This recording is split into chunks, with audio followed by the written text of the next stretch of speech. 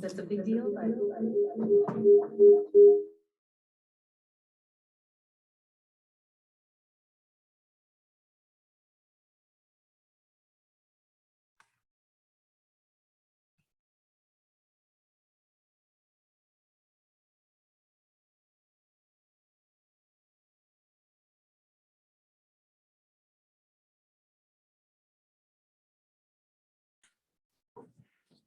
I'll move for approval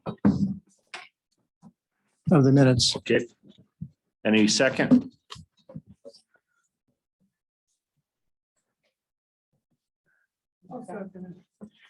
All in favor, say aye. Aye. Opposed? Passes. As noted, right? Yeah. Okay.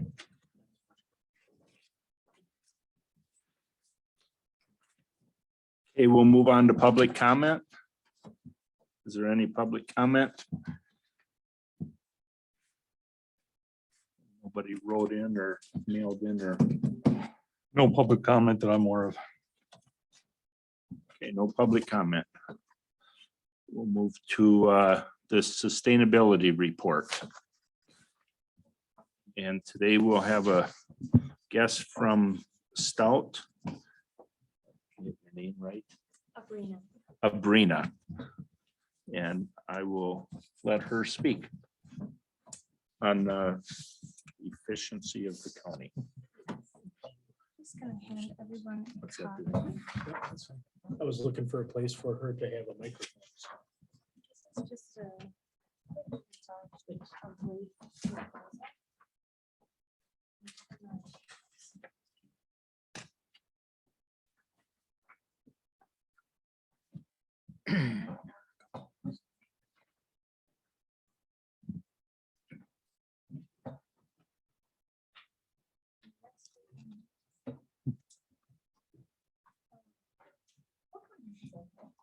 Probably, you want to do the, Sit at one of the chairs or at the front. yeah, there, here Where you do you go. want her? That's fine. Either the podium or one of the microphones. You got it. Hi, everyone. Awesome. Well, hello, my name is Brina Leonard. I am a sustainability specialist in the sustainability office at UW Stout. I'm also a UW Stout graduate with a degree in business administration and a minor in sustainability. Currently, I'm pursuing my master's degree in sustainable management through the UW system. I'm approaching my final semester of my degree. So the last class I have after this week will be my capstone project. And that's what I'm here to discuss today. So part of my responsibilities as a sustainability specialist is to attend the citywide sustainability meetings. So through those meetings, I was introduced to Dunn, and Dunn mentioned that the county was looking for someone to do an energy efficiency project for some of the county buildings. So the 4 buildings that we have in mind for this project are 2 newer buildings. So that would be the newer nursing home and the government center, and then 2 older buildings, including the highway building and garage, and then the judicial center. So those would be the 4 buildings that I would be working on.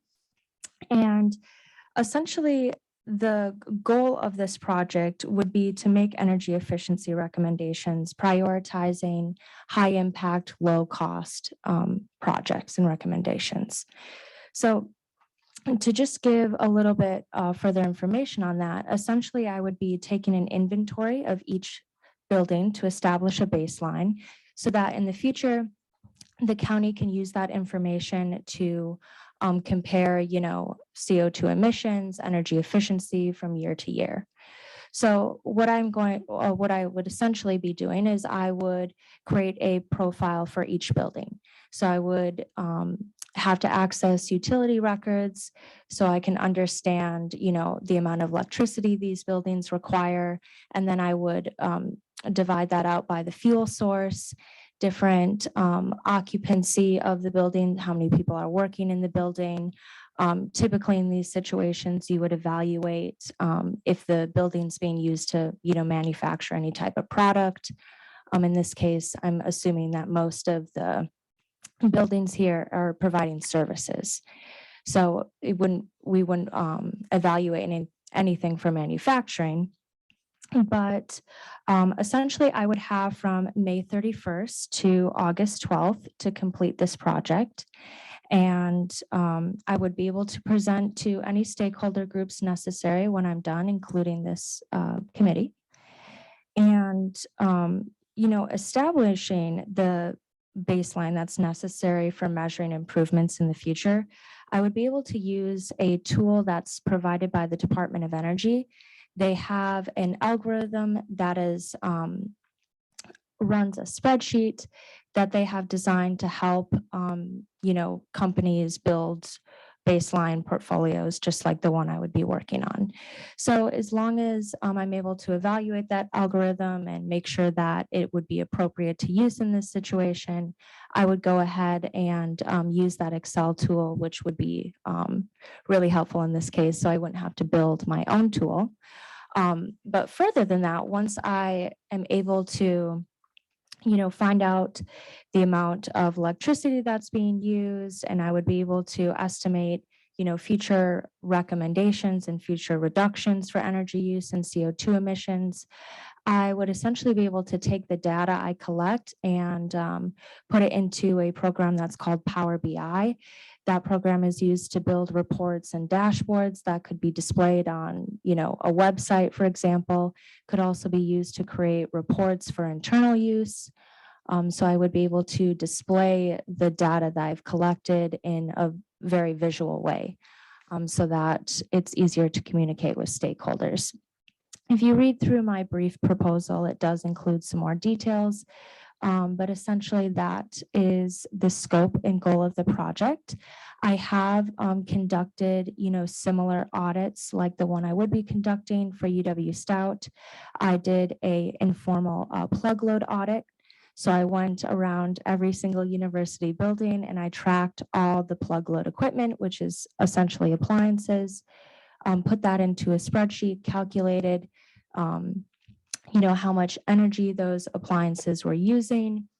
I used the university's rate for how much they pay for electricity to find out what those appliances are costing the university.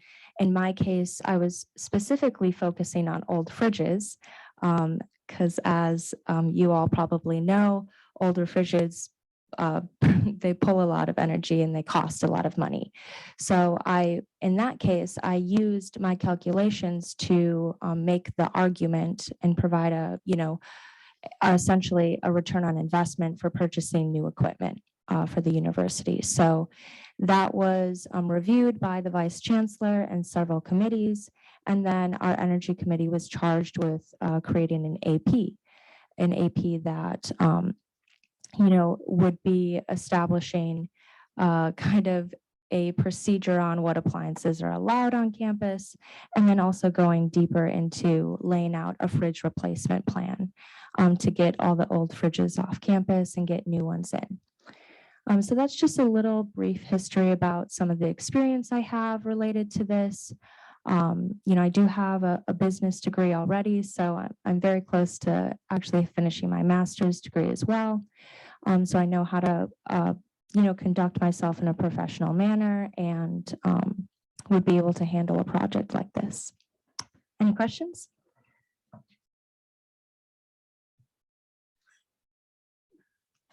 I have one. I think, could you add our gas consumption, also natural gas consumption? Because if we want to, at least at one time, if we want to consider, say, geothermal for the Judicial Center, it'd be good to know what we're pulling in gas right now, and maybe a year or so. If you could add that, I think that would be helpful. All our fossil fuels, so in the buildings. Yeah, absolutely. So I can definitely share the resources I've collected thus far, but the Department of Energy within their Excel spreadsheet tool, I will actually be able to, get an idea of, and estimate the amount of electricity used, and then convert that by fuel type. So that will be used to show, what kind of emissions are being produced.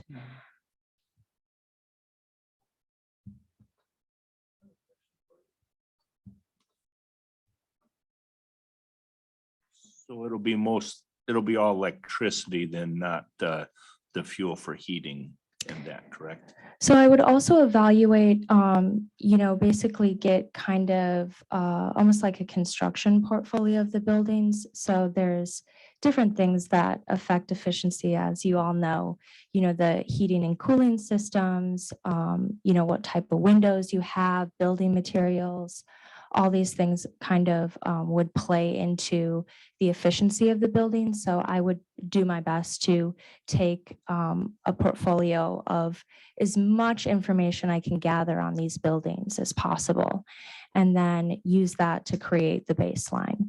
The first step is measuring what's going on, and then I would use that to basically evaluate what are the best solutions for each building individually. And I think it would be really interesting to compare some of the buildings that are assumed to be energy efficient and the older buildings that maybe have not been under construction in a long time.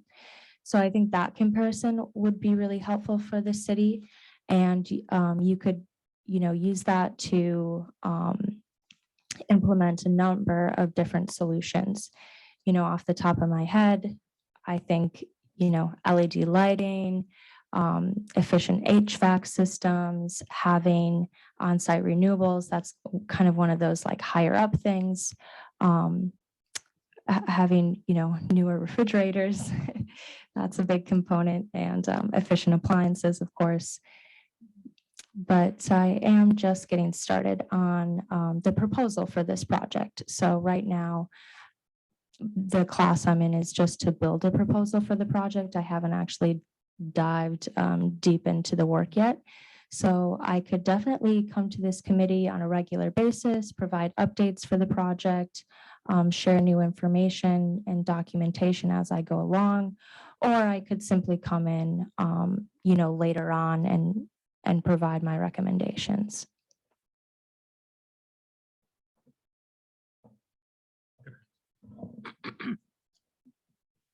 What would you need from us to successfully complete this project? Great question.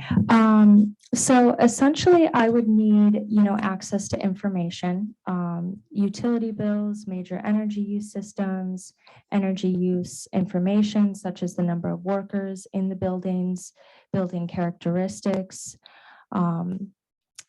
I would probably have to do some interviews with staff to ask them about, their knowledge on the systems and what's going on, so I can try to build the most accurate baseline as possible. Is there any cost? No, there the would be no cost to the county. This is what I would call a win-win situation. So the county would get a baseline and be able to have good recommendations for the future, and I'll be receiving my master's degree. So. Is there a kind of like a weekly schedule you'd plan on keeping? Yeah, so I estimate that, all in all, the actual physical evaluations of the buildings will probably take about 5 hours per building in-person work, just, evaluating what's going on, entering that information into the spreadsheet. And then, so that would be, about 20 hours of, in-person time that I would be here. And then the rest of that would be, on my own, on the computer, making spreadsheets and reports. Okay. I guess I have a question for Scott. Can this be worked into your schedule? As far as she'll need some help as far as files and energy records and all that stuff. How do you feel about that? Yeah, I think this can easily be worked in. Yeah, I have a pretty good setup of our billing that we've had in the past, the records, so that I can easily get those out and produce those. And discussion of each of the buildings to give any information needed. That shouldn't be bad at all. Okay, So, good. yeah. And we have some electrical usage with some of our solar research, correct? Yes, we do. Mhm. Anybody else? Tim? One of the questions I wanted to ask, are there any tools of the trade, so to speak, that you are going to use, say like infrared meters or something like that, evaluating the buildings per se? Or is this something that, you're not going to use, or, what equipment is going to be necessary for this evaluation? That's a great question. Obviously I don't have access to any equipment like that. Oh, So I okay. would rely on any equipment or technology that the county has available. Okay. So, in some cases, I might have to, make an assumption or an estimation. Of course, that would be all included in my report as part of the limitations of the study. But, the more information I have access to, the better recommendations I'll be able to make. Okay, I was just kind of wondering if you're going to team up potentially with Excel Energy, where they have this type of equipment that can help you in the evaluation. I'm just curious about that. I could. Mhm. Okay, Yeah, most definitely. And, part of the research will be evaluating best practices that are out there already. So the Department of Energy, this spreadsheet that they have in their algorithm, that was something that I identified as a best practice. And they say on their website and in their tool that you could essentially evaluate a building within a few hours. I'll have to put that to the test, but yeah, I'm definitely open to any suggestions and expertise from this committee. I'm definitely not a facilities expert, although I do have a tiny bit of experience. all right, thank you. Thanks.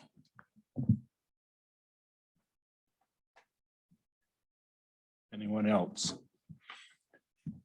The only other thing, we did develop a spreadsheet that Tim developed. And you might want to look at that, and that'll tell you a little bit about what we were interested in 6 months ago. So, but I'm not saying you should use it, but it might give you some insight. And you still have a couple copies of that? Yeah. Yep, I still have those spreadsheets, so I can share those with you. It shows the different categories of what we were going to look at as far as the buildings. Yep, I think a great next step for this project, when it comes to, May, would just be to have a meeting with the stakeholders I'd be working with directly, yourself. Yep. And we can go over, all the documentation that you have already. Katie Wright, who is currently the acting sustainability manager for UW Stout, her capstone project, which she'll be completing soon, was also related to the county's goals to be carbon neutral in their operations by 2050. And one of her recommendations for future work was actually the project that I'm proposing.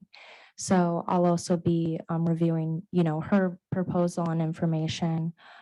So I think it'll be a great opportunity to hopefully bring some of the work we've been doing as students full circle and bring some benefits to our community. We need a motion. I don't really think so, but if you want to have one, I'm prepared to meet with her and get her on the job, but Would if you'd you? like to have a motion to endorse it by the facilities committee, there'd be no harm in that. If somebody wants to make a motion to, go ahead, Supervisor Score. Do you test every individual light, or do you do it all in a lump sum? from room to room to room? Do you do it that way, or how do you do that? So that's a great question. I am going to assume that it would be more of, a lump sum evaluation. I wouldn't be coming, I could, I'm not exactly sure yet. Again, I am just in the proposal stages of this project. So I haven't been able to do any extensive research, although I'm very open to any expertise from this committee or, employees of the county. That is something that, has been done in the past by students at Stout. So going around to, each individual light with a meter. Although I see my project more being about, just thinking about the scale of the project and how much time that would take. I probably don't have, I only have between May 31st and just to double check here, August 12th. So that does leave kind of a limited window to do this evaluation, especially when we're talking about 4 buildings. So if there was a light bulb that wasn't LED, you could find that one, basically. Yes, if I did that kind of evaluation. Again, I don't want to make any promises that I'm going to be able to do that. But I am open to suggestions.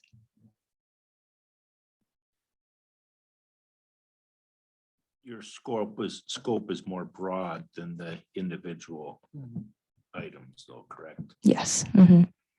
But I think, Scott, we have a pretty good record of what you've done in LEDs anyway. I think. Yes, I was Yeah. gonna say, pretty much know which ones LED lighting was put in, and we've upgraded since then. So we've changed a lot of them, Yeah. converted to LEDs, so Mhm. we have a lot of that done. Yeah, so I would use any documentation, and I would use that to build the energy portfolio through the spreadsheets, and that's what the Department of Energy, the algorithm is designed to do, is to use current documentation on construction materials, energy use, that kind of stuff, and use that to build our portfolio for each building.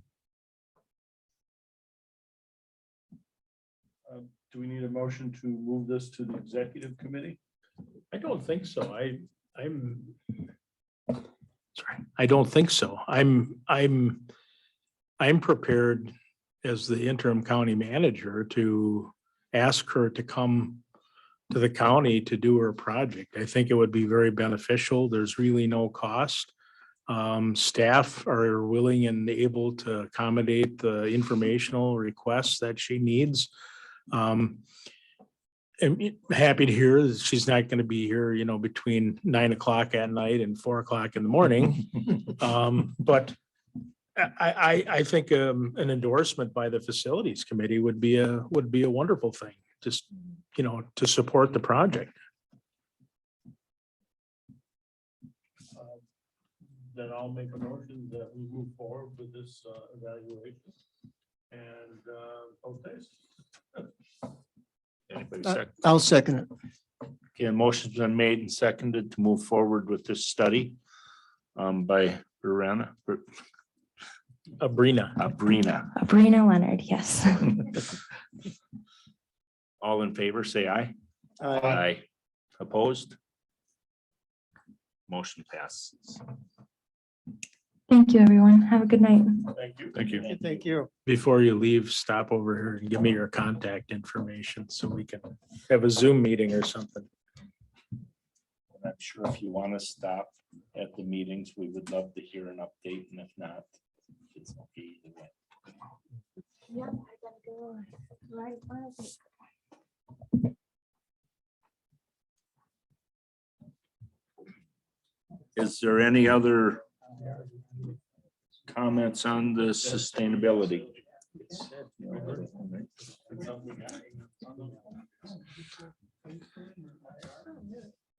All right, I guess we will move on to the staff and the staff reports. The Fair Board. Hello, everyone. I did still do the written report. I understand that probably don't have to do that if we're going to meet in person. So, but you do have the written report that I sent out. I talked a little bit about the District 2 Wisconsin Association of Fair Spring meeting that we had on April 12th. Very, very good session. Ron was there along with Larry Bjork as far as our fair board. We are also continuing to recruit food and commercial vendors and sponsors for the fair this year. Have a few of those in, but it'll be interesting to see how the commercial building fills up this year because there's so much stuff now you can do on the internet. And I know that's most fairs they're getting less and less commercial vendors just because of it's not necessary to send somebody to sit in a building and talk to people for 5 days when you can find it all on the internet. So it'll be interesting to see what happens with that project this year. Fair entry, I'm working through that piece of it for exhibitors. They can start making their entries. Fair book updates are just about finished. I'm just asking that the horse folks that we met with are fine or didn't have any other questions about this. The changes that we made. Sheep and goat weigh-in was Saturday, April 23rd. A nice number of animals were weighed in. It was also the day of the hog, the swine project. Kids had to turn in their paperwork and sign up. Of course, they're not weighed in and they do not participate in the total gain, but they still can track their weight at home and they are in the sale. Just that they all go to slaughter right now. And I just wanted to clarify the question that was made at the workshop about the county providing facilities personnel to work at the fair. Yes, in fact, they do, but then that budget or their wages are all charged to the fair budget, not the facilities department budget and the sheriff's department's budget. And I think the comment was made that I took away from that was that the county provides those people to us. Yes, they do, but we still pay for their wages and benefits. So I wanted to clarify that. The other little thing I wanted to thank you for your support of the Big Ass fans. That'll be a real asset to the barn and we'll really notice a difference in that barn. I'm positive we will based on seeing those fans in use. I'm gonna steal Scott's thunder a little bit. He said he was going to do the fair office and I walked in there about a week ago or 2 weeks ago and I just about was blinded. It's so nice and bright in there. The lighting has been all updated to LED and we actually have switches where light switches should be by a door instead of across the room. So, and offices with light switches in them instead of having to go out in the main part to turn on a switch for an office. So it's really great. I appreciate it. That was wonderful. And we were successful in obtaining a $4,000 Compeer grant for improvements, and that will go towards putting some concrete in the coverall building for the end where we put the hogs for that are overflowed. So Scott's going to be working on a building permit, and we're trying to find some people that will donate in-kind stuff so we can make that $4,000 go further and get as much concrete as we can in that building. So maybe no more pigs digging under the pens with the dirt floor in there. So again, appreciate your support for the fans and so forth. If anybody has any questions or anything else they'd like to know. Do we need to do anything to move forward with the fans? Since it was discussed at or was approved at the county board, is there anything we have to do?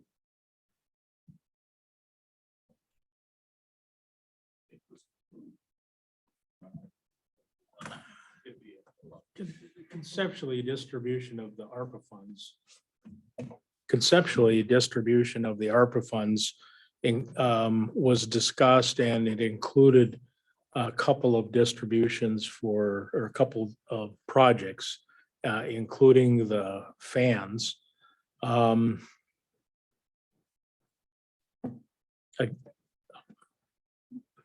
ahead. I mean, I think the county board met and reached a consensus on that particular issue. And so I think, I don't know.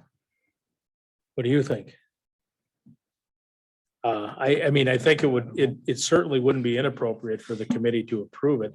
Are you prepared to order them at this time? No, we have to, well, I have a quote, but it wasn't, it's not been run through Scott or Oh, anything okay. yet, so I do Then have I a think quote, wait but for we that. need to go get an official quote from them when they can, so they actually know what we need for if there's any Right. electrical or whatever and how much installation. So Scott and I can work on that. I can pass that information and Yeah. the salesperson. It that we would be spoke to. premature today then to, Yeah, I just wanted to make to sure that move. we could move ahead with getting an official quote. I have a estimate, but could you scan that and send that to me so I can look at it and make sure that we're Yep. following our purchasing requirements sure. correctly? that. Thank you.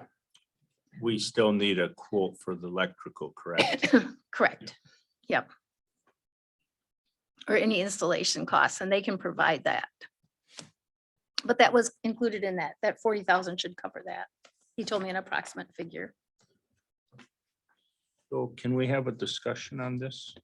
I didn't bring an agenda. It's just fair. and fair. I would recommend against it just because it's, as the Fair Board Chair Representative, as the Fair Board Representative, she's given you a report of activities that they've been up to. These are matters of historical fact, and they're contained in the minutes of their meetings. But now you're proposing to talk prospectively about something that this committee may do in the future, and because it's not included on the meeting notice, I would recommend against it. So at the next meeting, we will, hopefully you'll bring a proposal and we can put it on the agenda to discuss it. Yes, You bet. she'll contact Scott and he'll make sure it's on the agenda for action. Okay. Action by certainly the do that. committee. All right. Might require a budget adjustment though, too. Because of revenue and expenditure that wasn't included. But I think it will. All right, we'll move on to any other comments from you, Deb? We good? All right, we'll move on to the Facilities and Parks Division. Scott? Okay, good evening, everyone. So, Facilities Department has been busy with getting ready for spring season. We did get the water turned on at the rec park last week in preparation for racing. They originally were gonna have their first night April 8th. That got postponed. Then it was the 15th, that got postponed. And then we had it turned on for the 22nd, that got postponed. So hopefully this Friday night racing goes, but we have everything ready to go. The water's turned on for them. They're all set. We did some repairs on our docks, mainly Cleiss Landing. The dock was needing some repair with the supports. That's a longer dock. I think that one is 32 feet long. And some of the supports were broken on that. So Greg, our facilities technician, did some welding, got new bracketry, new foot and stand that's adjustable. Got that fixed up. So they installed the docks today, the one at Cleiss Landing, the one at Lambs Creek Boat Landing, and the one at Northwest Landing. So the docks are in ready for the season. Next step will be is to get all of the restrooms at the parks washed down and the tanks filled in the pit toilets for the season. Get all the chemical in them and get those ready for the season. I reported that we were recruiting for a facility worker last meeting. With a change of events that we had a facility technician, or termed a maintenance specialist that was at the neighbors, Josh Delaney, resigned. And so then Brady was a facility worker. He was promoted into that position over at the neighbors. So that opened up a second facility worker position. I did hire one facility worker so far, and then I have one that's vacant that we're going to be recruiting for. So that facility worker starts on May 9th. And then I did hire one seasonal worker for mowing the parks. And I had 4 applications.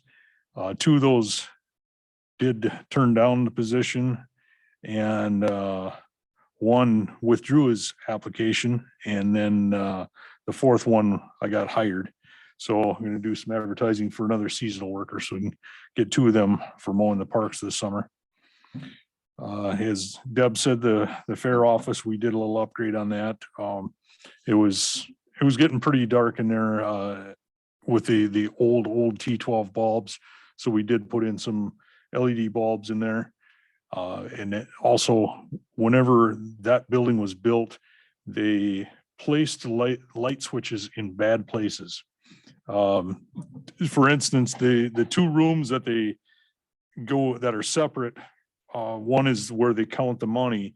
There was no light switch in that room. You had to turn it on from another room. So the guys went in there, and surprisingly, they were done in a few hours. They had these light switches moved.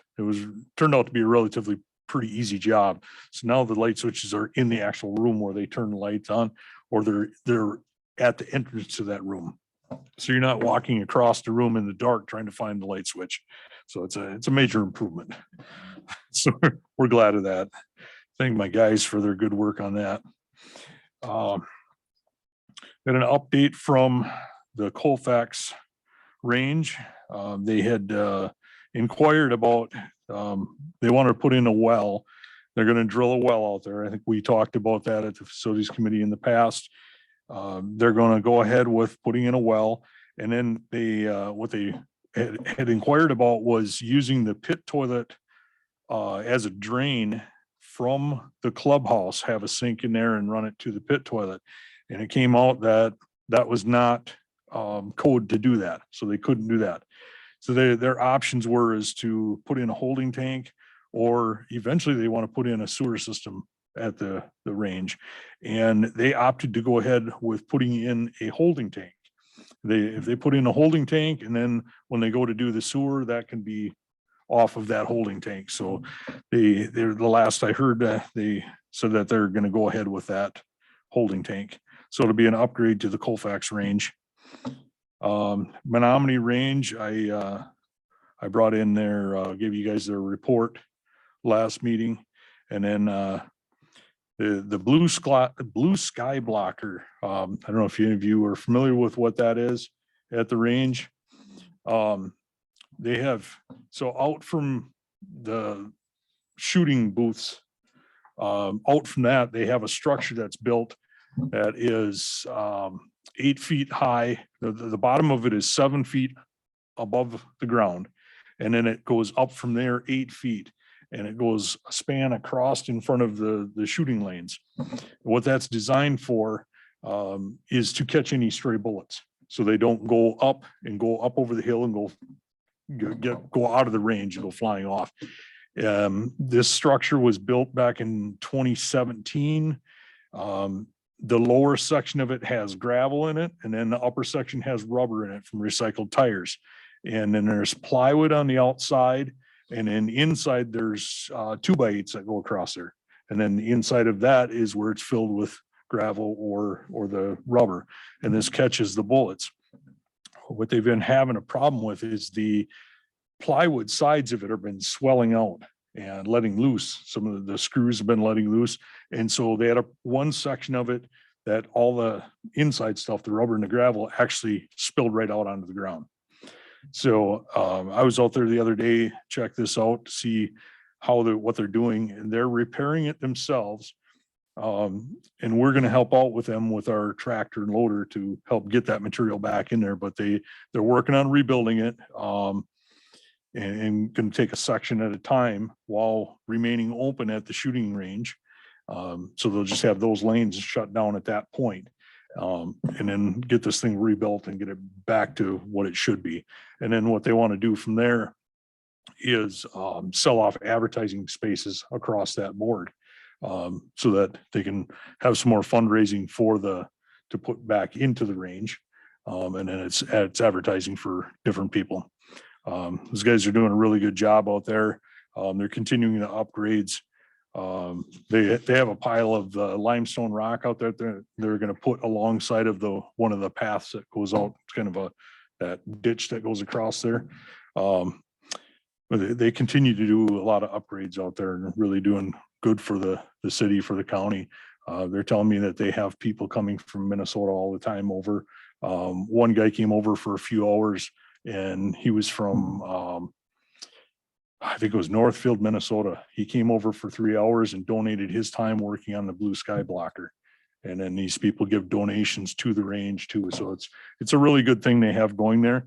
And if any of you are interested, they extended an invitation for any of the facility members to come out and see what goes on out there. If we wanted to set up an evening or something like that, could go out there and you know, the members would be out there and see what's going on and see what they've done. But if anybody's interested, just let me know and we can coordinate something like that. As far as projects, just doing a normal stuff lately, but we do have a project that is going to be coming up this summer. Extension has requested to have 4 door frames and doors installed in their offices. Their budget will be paying for it. They have allotted the money and went through all the processes. So facilities is gonna get the doors and install those, much like we did in Nick's office for a couple of offices. It'll look like they were installed during the renovation process. Brady does a really good job of getting those in there, and you can even tell that they weren't there before. But that'll help them with their privacy in their offices and something they wanted to do, and they found some money in their budget to pay for it, so they wanted to go ahead with it. Let's see, going on to facilities fleet. We have 4 out of the 5 new plow trucks have been delivered.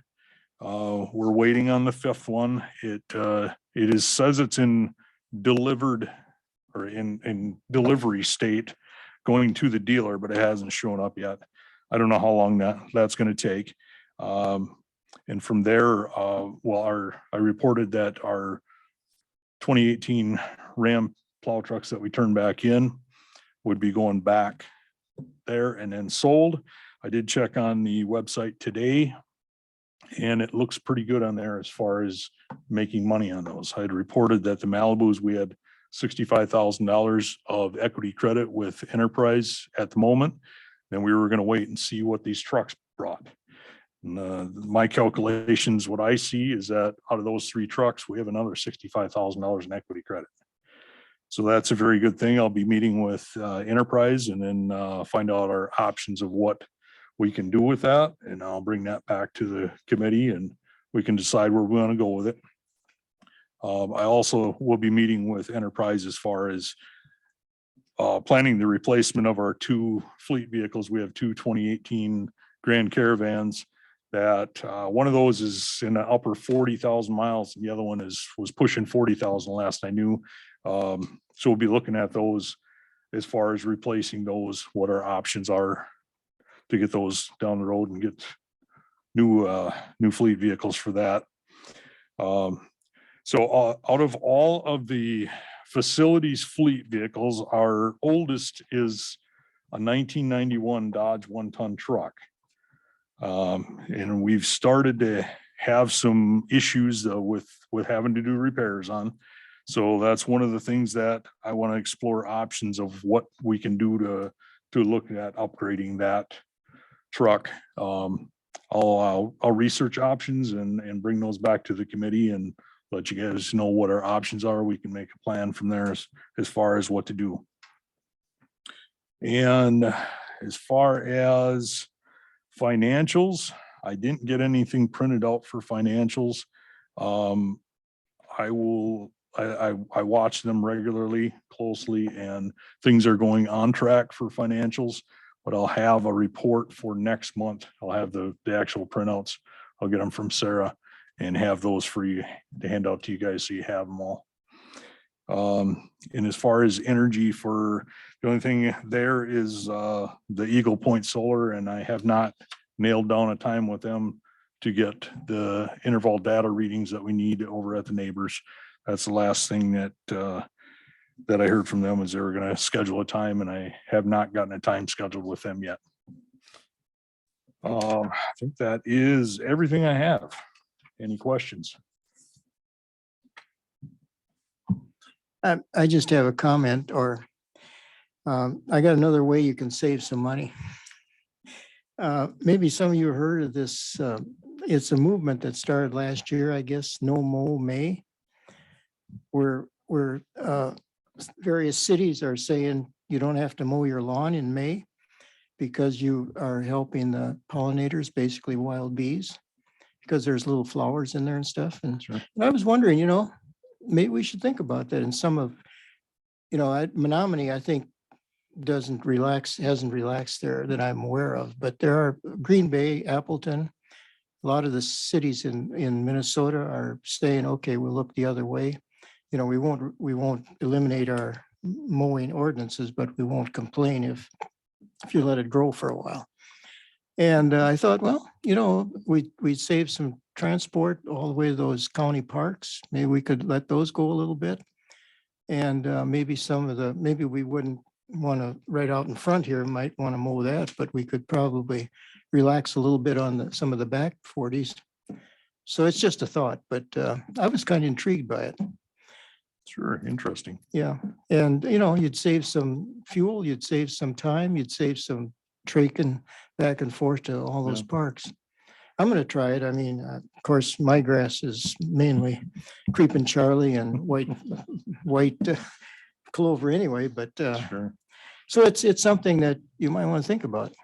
Yeah, at the rate the weather's going, I Yeah, don't know if you- it's gonna be Yeah, till you might June not when we see mow. it. This is a good year to start because you probably won't have to mow till middle of May anyway. Yeah, So, we have had in the past, we were kind of under the gun to get some seasonal guys hired, and they didn't end up getting hired so they're starting Mhm. until Yeah. in June there, and some of our parks got a little long, so yeah. I don't think they got mowed at all in May that year. Well, that's good. But, See, you tolerated it. Yeah. Yeah. Yeah, we had a couple of complaints. but And then not they bad. also encourage you not to put on fertilizer and insecticide and herbicide too. So, Mhm. but our bee population is really in tough shape, and this would be a way to help out. So that's my little preaching for the day. I do that every year, Don, and I pay the penalty because it takes a month to get caught up. Anyway. I have a quick question in regards to the dump trucks. You had meant, I'm new on the committee here. Yeah. I don't know squat, but those 4 trucks that you got, these are already bidded and the prices don't vary, or, in lieu of the shortages we're hearing about, are you experiencing a difference from what we bidded out to what you are having to pay for these new trucks? So these trucks that we got are leased. Are leased? They're leased. We're not purchasing them. Okay, So what we did, we originally started back in 2018 with leasing for our fleet vehicles, for our county cars, okay, and for our plow trucks. So we leased 3 2018 Ram 2500 trucks with Boss V plows. Those are the ones we turned back in. And then we got 5 2022 Silverado 4-wheel drives with new V plows on. The reason we got 5 this time was that we have 2 county owned pickups that we would sell off. Those are ones with plows on.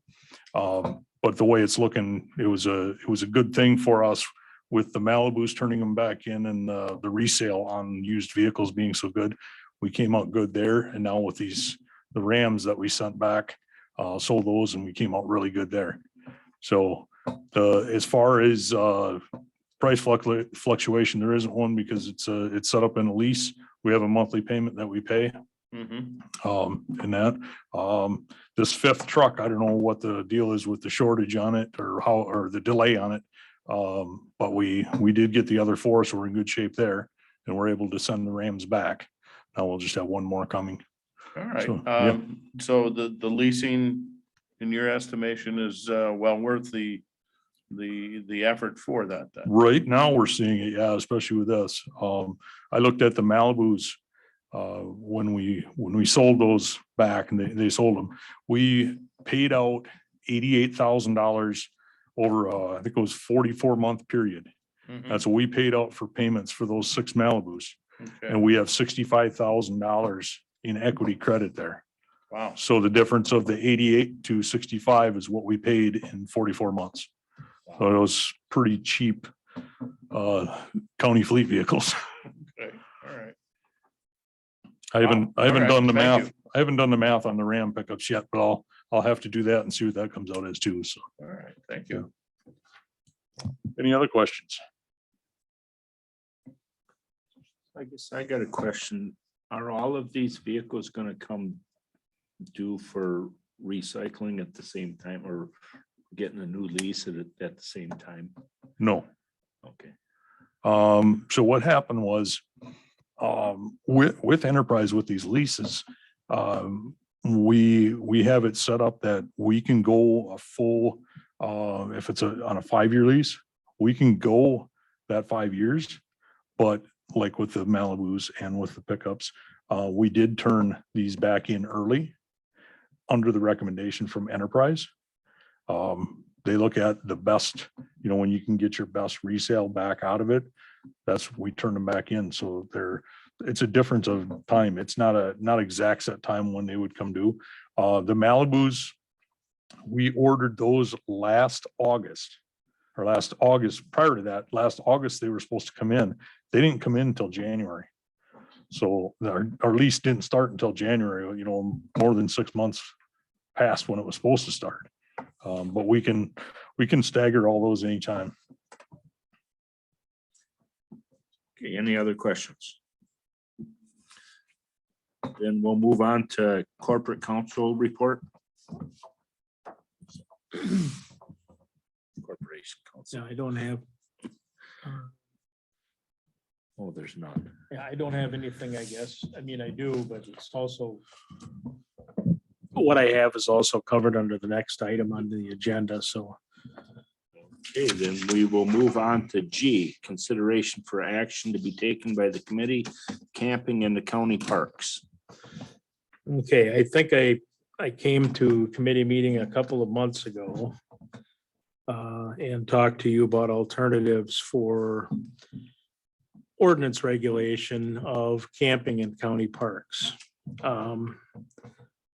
With Paul Miller leaving and my extra duties as the interim county manager, has been a little more difficult for me to get some of these ordinance projects out. One of the, I did some work on this in the past few days. And the alternatives that I had previously presented included redoing a park ordinance and getting it into the code of ordinances. You've heard me before for the benefit of new members. The county has ordinances that are some of our ordinances are codified, so whenever they're changed, they're continually updated. And then we have a lot of ordinances that are just in the books that the county clerk prepares every year at the end of the year that contain all of the county board proceedings. Most of the ordinances that govern use of our parks, like all of the ordinances that govern the use of our parks, are in the session books or the annual proceedings books. And so you need to know where to find out what date the county board enacted an ordinance that isn't codified. You need to know what year and month it was enacted in order to find the ordinance, or you can just spend a lot of time looking. We've done some indexing for things that really apply to our office, but in codified ordinances, you just look in the table of contents, there it is. So I have as I've been corporation counsel, I've undertaken a kind of a project to get ordinances that aren't codified into the county code. So I'll end the summary there.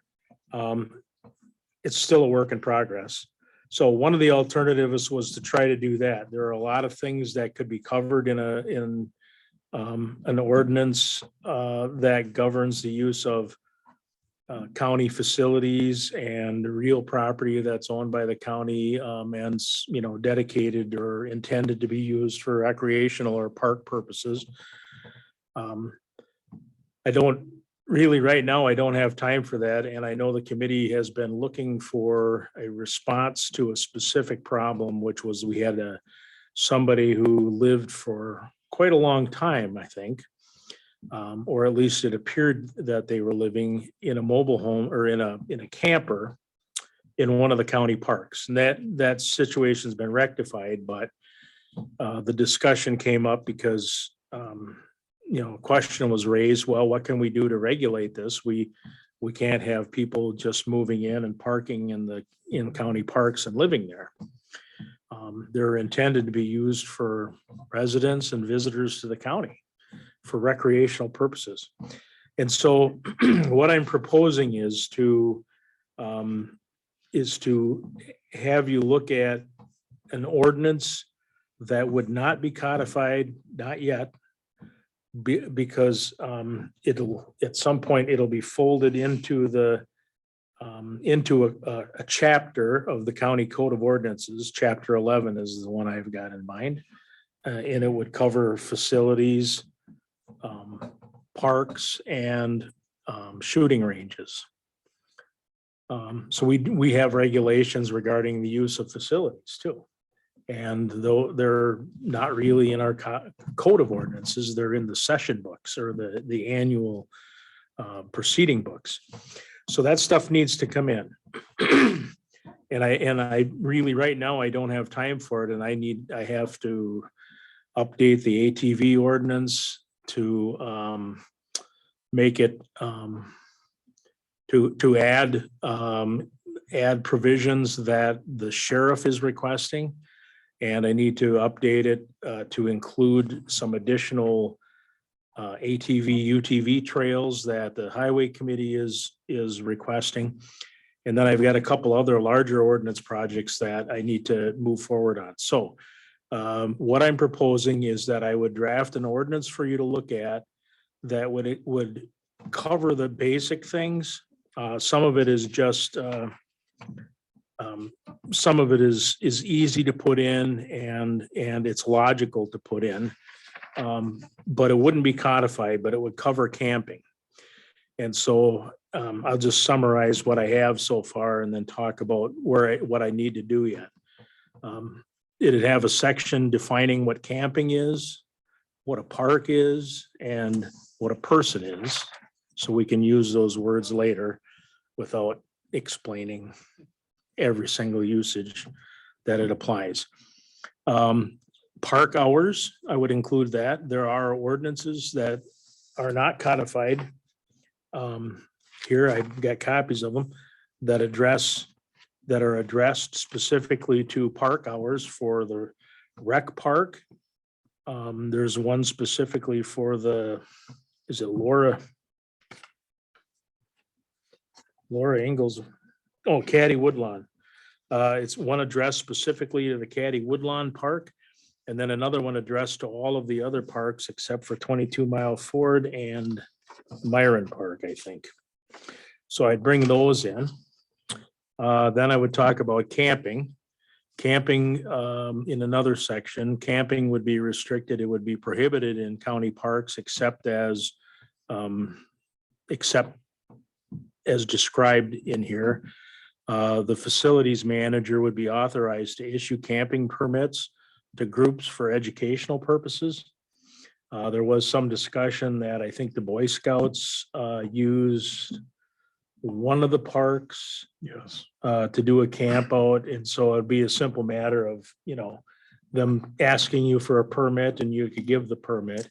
And I would I think having it down as an educational experience, maybe for youth, would be appropriate in order to narrow the focus of it. And then, of course, camping in Myron Park, which is in Sand Creek, that's administered by the Village of Sand Creek.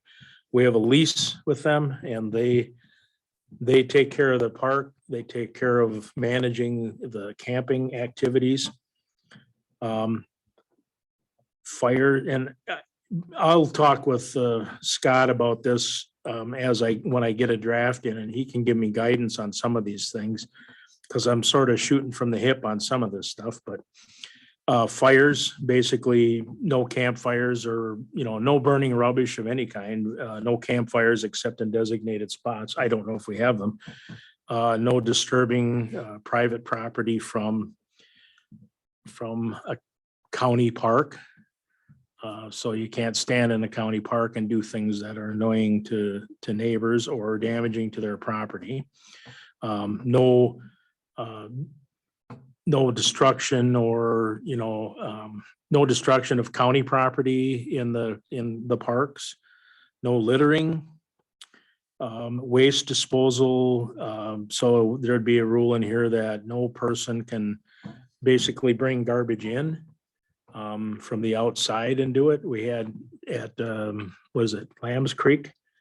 Lambs Creek for years and years, we had a dumpster there to give it's a pretty well-used boat launch there with a dock, and used a lot.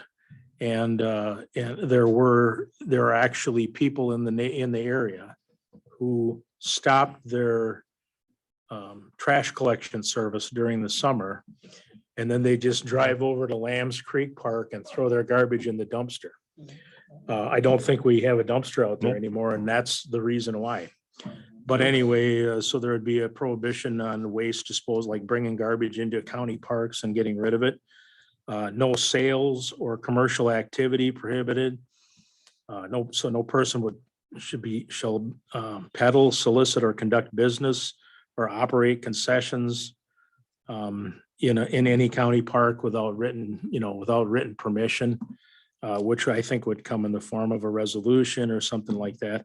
I have to figure out language to exempt the rec park from that, because of course that's one of the big uses of it, is commercial activity and selling cotton candy and pizza and all that stuff. This was targeted mainly a few years ago. There was a gentleman who began to operate an inner tubing activity, a business activity, where he would take people up to I think 22 Mile Ford. Is that the I think one? it was, on- yeah, north of Colfax. Yeah, on MW. Mhm. I always thought it should be WM, so we could just call the road William, but anyway. So he would take them up there and then in a bus, and then they would all tube down and he would pick them up right in Colfax. I had to work quite at length because we don't have any prohibition for that. I had to work at length to convince him not to do it. And in the end, he didn't. And it just hasn't come up since then, but it's simple enough to include firearms, hunting, target practice, and deer feeding. It seems like a logical thing. I have to work on language to accept Lake Menominee Park out of that, because the city of Menominee administers a herd control hunt. They have special permitting. It's within the city limits. And so it's subject to their regulations. You have to go there and apply for a permit, and you can only hunt at certain times. And the purpose of it is to do herd control. I don't think within the city of Menominee, I don't think you can even keep any game that you bag as a result of the hunt, but I don't know for sure, but I need to get that accepted out. So, no hunting, no trapping, no discharging weapons, and no deer feeding. I don't know, it was in an example I saw, so I included it. And then disorderly conduct. No person shall engage in disorderly conduct as defined in the statutes. And then setting penalties for this. At this stage, just establishing a penalty will be good. One of the ordinance projects that I've been trying to bring forward is a more robust citation ordinance. Right now, the health department has some citation authority, but outside of that, there isn't really much citation authority. I guess the conservationists now can issue citations for certain runoff violations if they're egregious, but otherwise, we need to make that more robust. And so for the time being, this could simply be enforced by the Corporation Council through a court action. And when I get the citation ordinance in, we can incorporate this into it. There are some ordinances regulating the use of horses in parks. It's not allowed in any park except the rec park, but those are not codified. And so I think, I'm probably 80% of the way towards getting an ordinance for you to look at. And I think next meeting, you'll be able to look at it and decide if you want to move forward with it or if you want to simplify it. By just zeroing in on camping activities and nothing else. But I think it makes sense to add some of these easier to say things, the business one, for example. I noticed some counties, they don't even allow picnics. But I didn't include that because it doesn't, my sense is that probably would not be supported by the committee or the county board, things like that. I'm just trying to include things that I think are really fit with the recreational personality of Dunn County, so. Yes, go ahead. Supervisor Vogel. Thank you. So I was wondering, because I would think in inner tube business or, kayak, if they would drop you off at the county park and pick you up at another landing.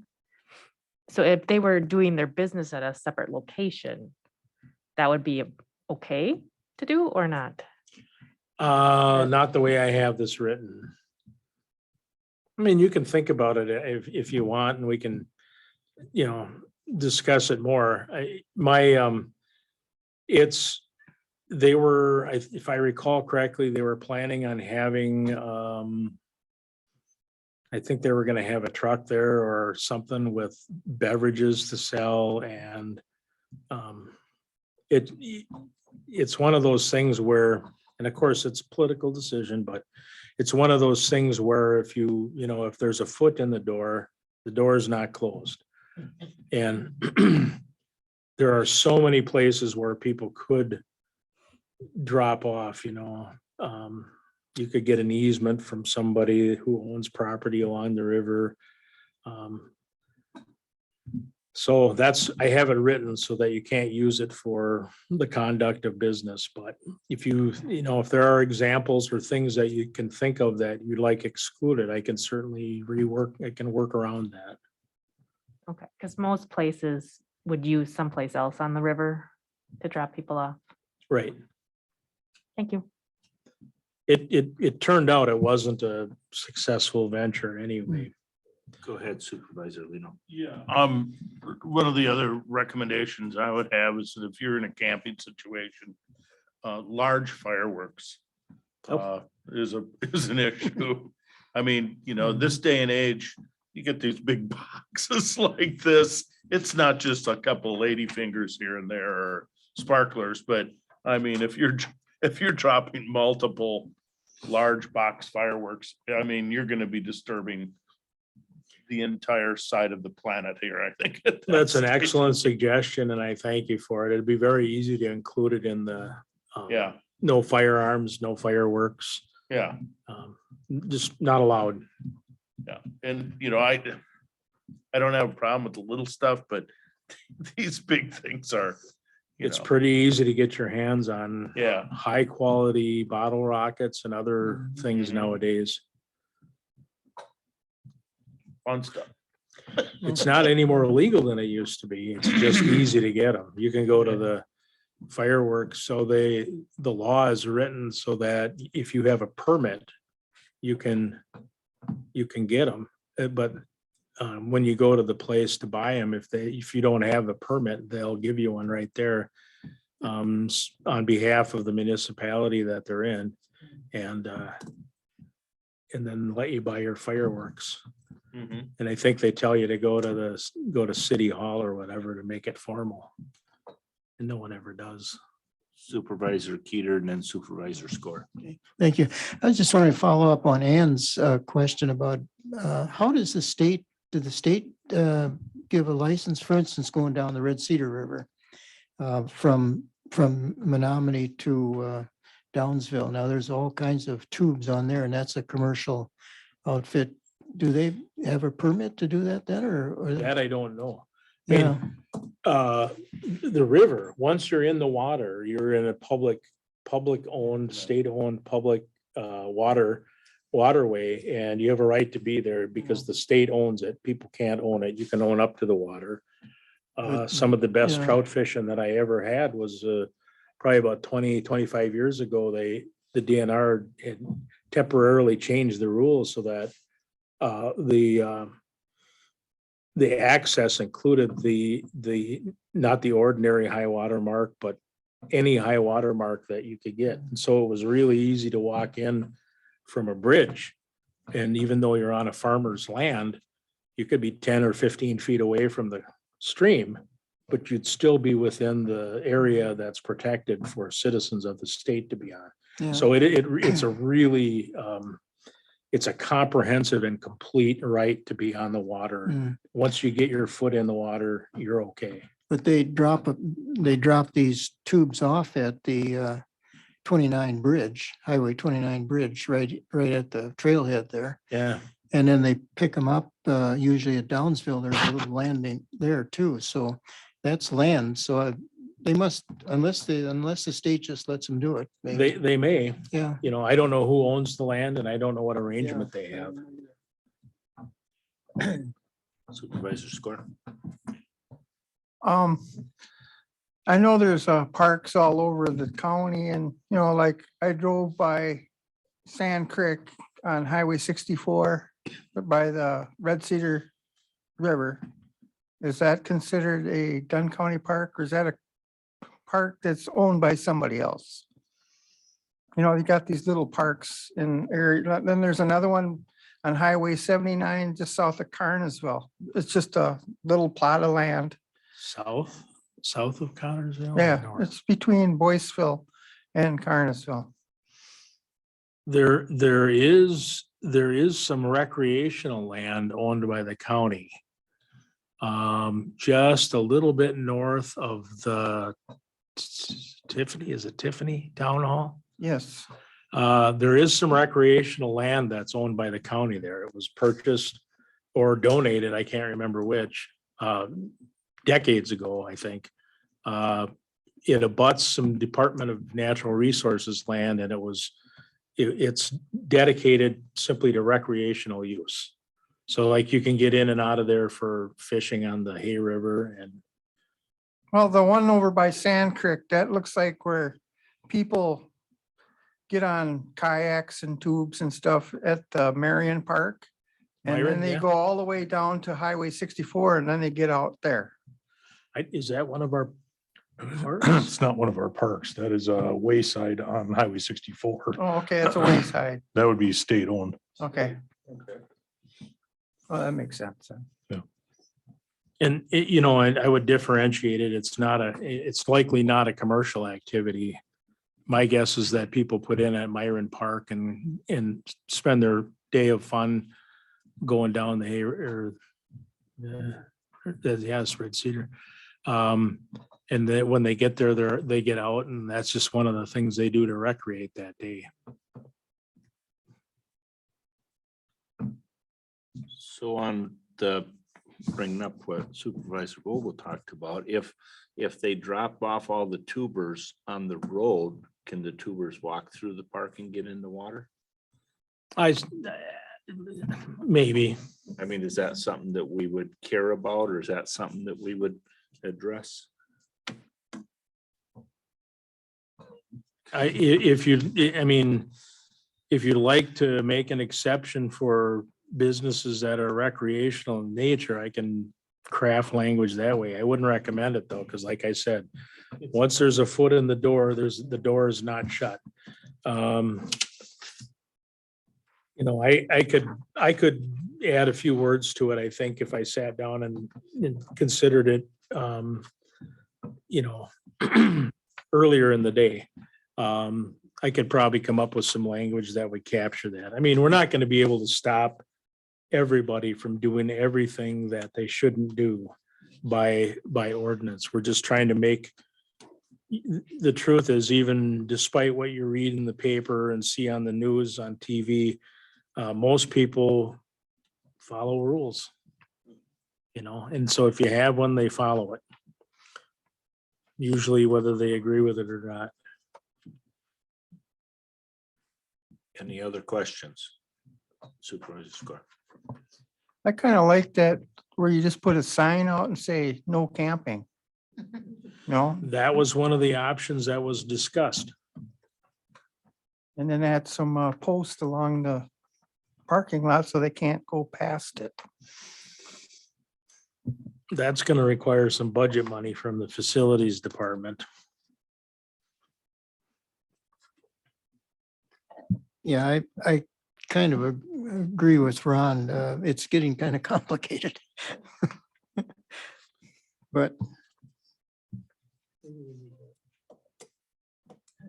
That is an option though, if you want to just have the, you know, if you want to have the facilities department post no camping signs at the campgrounds. The downside is if, you know, if people come in with a camper, there's nothing you can do other than tell them they have to go, and you know, then you have to rely on other things like, you know, loitering or public nuisance or trespass or something like that.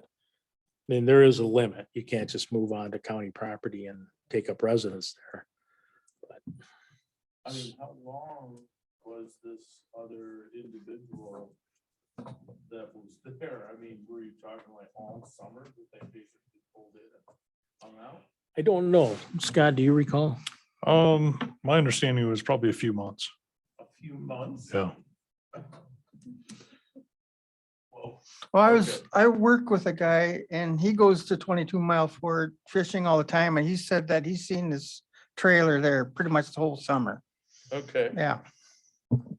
So just for everyone, or especially for our new members, we brought this up a couple, for the last couple meetings, we've discussed this.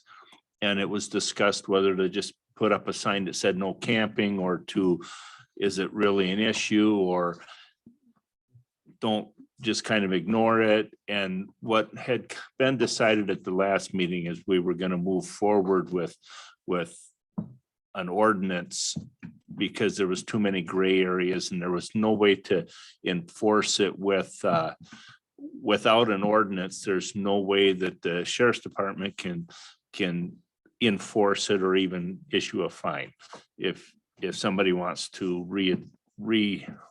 address that issue, it's certainly available, but that's why we've moved forward with the route that we're going at this time. Just conversation's sake, is, you know, Wakanda. Press your button. Oh. Just for conversation's sake, Wakanda has been camping, you know, in the city park for a long time. No, not for 20, oh, I'm old, They have not. 25 years, right? They yeah. have not. Correct. Okay. They used to, when I was a kid, you could go camping in Yeah. Wakanda Park, and they decided to get out of the campground business. Okay. And I'm not sure of the reasoning for it. I don't know if it was a competition issue or liability, or they just didn't want to do it, or they wanted to open up the camping space for other recreational uses. But the campground pretty much covered all of the ball fields that are Yeah. south of the pool, Yeah. the water park. And and east of the road coming in, Pine, I think it is Pine. I just remember that there was camping at some time or another, and I thought from an ordinance standpoint, maybe they had some regulations that we could, Oh, Draw yeah, I'll look in upon, the, I but- can look in the city of but- Menominee but, ordinance. too. shows you how often I paid attention to that sort of thing too, for what I county. would say they probably got mid to late eighties, is my Okay. guess for when That would have been they about- stopped. And I think the health department brought up that after so many campsites, now you have to have different regulations and you have to have Okay, other issues come into play. So you can't just say, well, we'll just do 5. As you Okay. start to have more, then we start to get into more issues there as well. It starts to get complicated as to what do you do or what don't you do? yeah, okay. Well, I appreciate And it. I'm I sure just- that played a role in it too. Okay. Thank you. Yeah, Mr. Chairman, yeah, I think as far as the city, as I recall, at one time, they were thinking of putting in some camping allowed at Riverside Park, kind of for bikers. And even that, they were a little afraid that this just would turn into a can of worms. So they didn't do that either. So I think they were just a little afraid of the problems they'd create.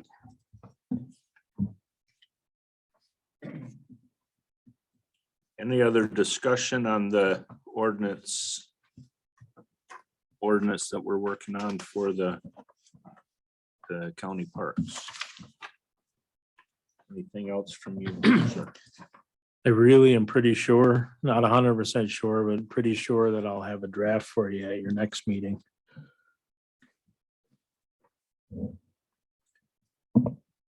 Any other comments or like to welcome our new members to the committee? Our next meeting date will be May 25th. It's my birthday. I guess You if can't make anyone me wants come to to a make a motion facilities for adjournment. meeting on my birthday.